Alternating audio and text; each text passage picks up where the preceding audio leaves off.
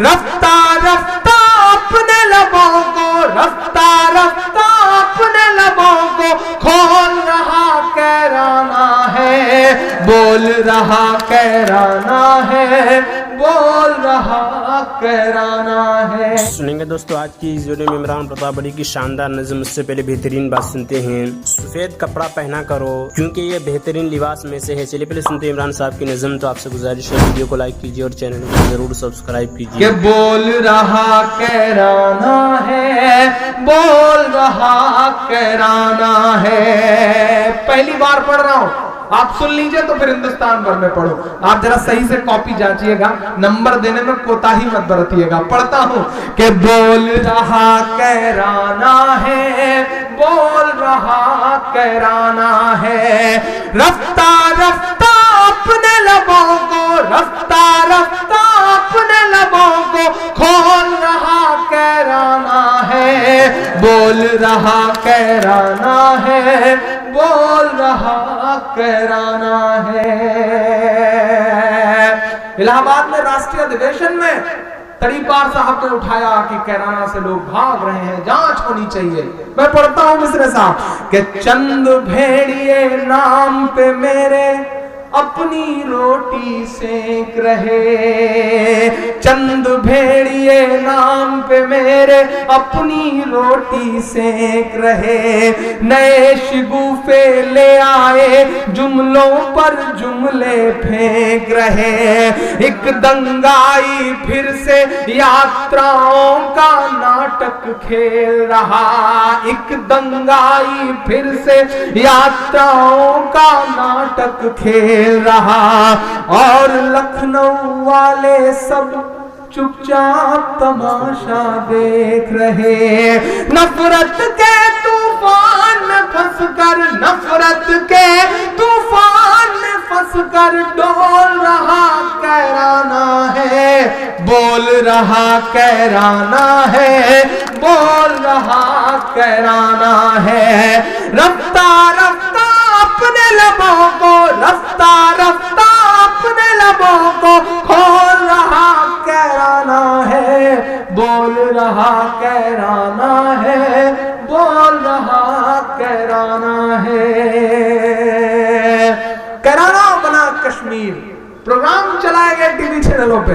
4-5 دن سے social media پہ ایک کارٹون بہت شیئر ہو رہا ہے صاحب کہ اگر ہمارے دیش کے پردھان منتری جی اپنے طلبوں میں زہر لگا کر کے سو جائیں رات میں تو صبح ہندوستان کے کئی اہم پترکار مرے ہوئے پائے جائیں گے۔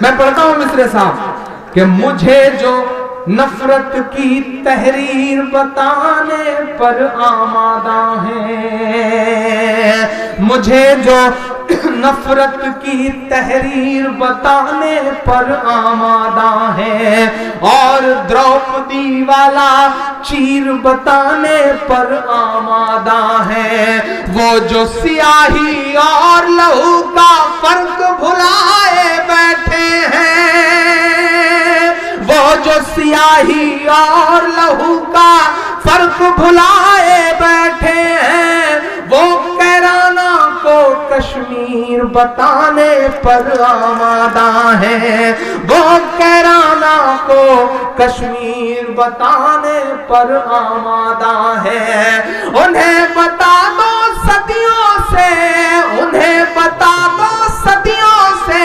انمول رہا کہرانا ہے، بول رہا کہرانا ہے، بول رہا کہرانا ہے۔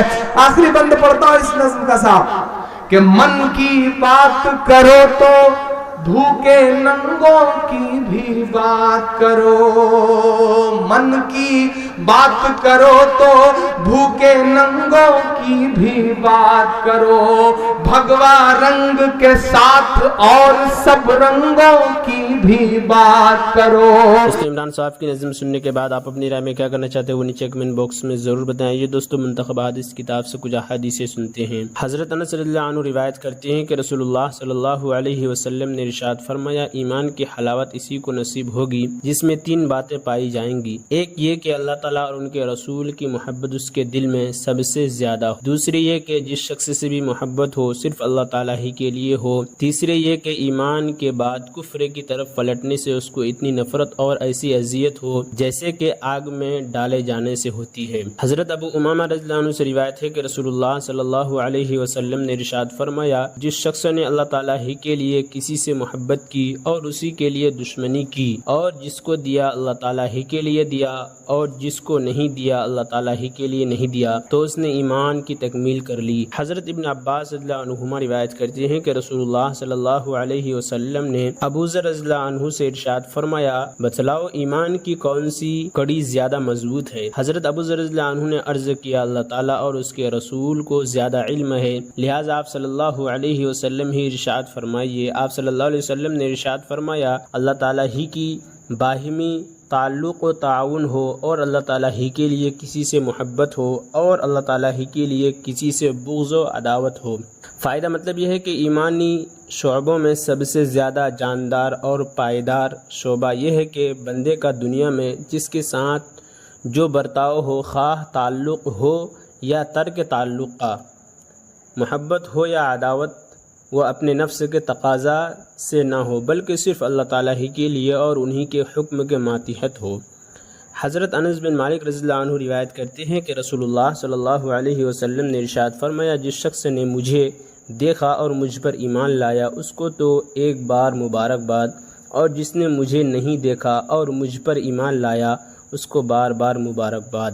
حضرت عبد الرحمن بن یزید رحمۃ اللہ علیہ فرماتے ہیں کہ حضرت عبداللہ رضی اللہ عنہ کے سامنے کچھ لوگوں نے رسول اللہ صلی اللہ علیہ وسلم کے صحابہ اور ان کے ایمان کا تذکرہ چھیڑ دیا۔ اس پر حضرت عبداللہ رضی اللہ عنہ نے فرمایا رسول اللہ صلی اللہ علیہ وسلم کی صداقت ہر اس شخص کے سامنے جس نے آپ کو دیکھا تھا بالکل صاف اور واضح تھی۔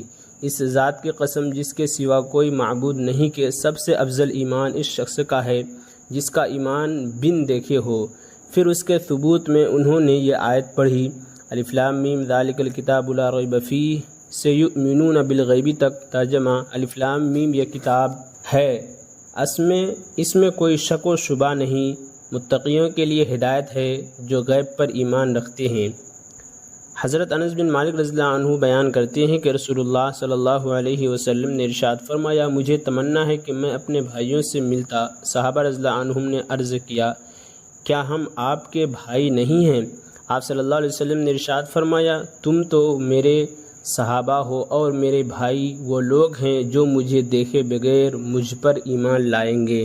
حضرت عبد الرحمن جوہنی رضی اللہ عنہ روایت کرتے ہیں کہ ہم رسول اللہ صلی اللہ علیہ وسلم کے پاس بیٹھے تھے کہ 2 سوار سامنے آتے نظر آئے۔